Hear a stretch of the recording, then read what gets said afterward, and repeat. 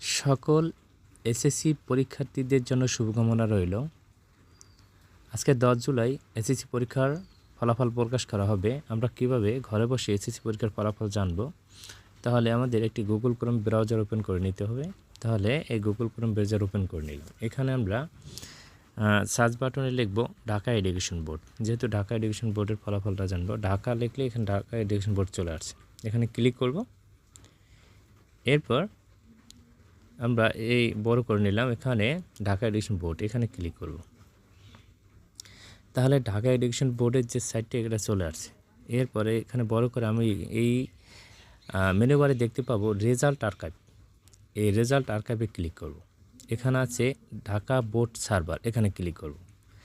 তাহলে কিন্তু আমাদের রেজাল্ট যে জানা যে সাইটটা সেটা কিন্তু চলে আসলো। এখানে আমরা নেম অফ এক্সামিনেশন, এখানে আমরা যেহেতু এসএসসি পরীক্ষার ফলাফল দিব তাই এসএসসি এটা ক্লিক করলাম। এরপর নেম ইয়ার অফ এক্সামিনেশন অর্থাৎ 2025।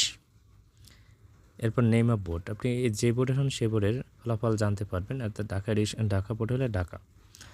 আর টাইপ অফ রেজাল্ট, যদি ইন্ডিভিজুয়াল রেজাল্ট জানতে চান ব্যক্তিগতভাবে সেটাও জানতে পারবেন।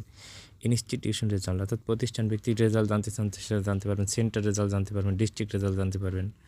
এভাবে কিন্তু রেজাল্টগুলো জানা যায়। আমরা যেহেতু ব্যক্তিগত রেজাল্ট জানবো, আমরা ইন্ডিভিজুয়াল রেজাল্ট দ্বারা এটা ক্লিক করব। এরপর এখানে রোল নাম্বার লিখব, এখানে রোল নাম্বার লিখব, আমি এরকম উদাহরণ দিলাম। এরপর এখানে একটা রেজিস্ট্রেশন নাম্বার লিখব। এরপর এখানে রিফ্রেশ টু গেট, এখানে রিলেটেড দিয়ে দেখেন এখানে অবশ্যই একটা দিবে আর কি, আপনার নাম্বার দিবে।